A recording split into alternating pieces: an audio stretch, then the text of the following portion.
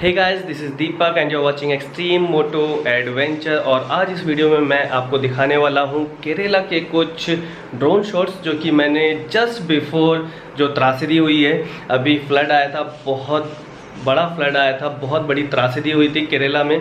पानी हालांकि कम हो गया है लेकिन जो लोगों की मुश्किलें हैं वो अभी भी बरकरार हैं। तो मैं गवर्नमेंट से अपील करता हूँ कि जो हेल्प है वो जल्दी से जल्दी पहुंचाई जाए।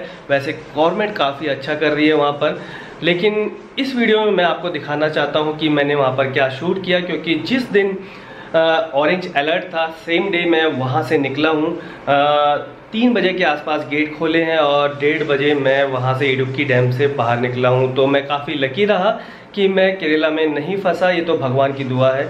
लेकिन जो मैंने शूट किया मैं आपको दिखाना चाहता हूँ कि केरला कितना ब्यूटीफुल है, कितना अच्छा है। तो आप देखिए, एंजॉय करिए, लेकिन केरला के लिए प्रार्थना भी करिए।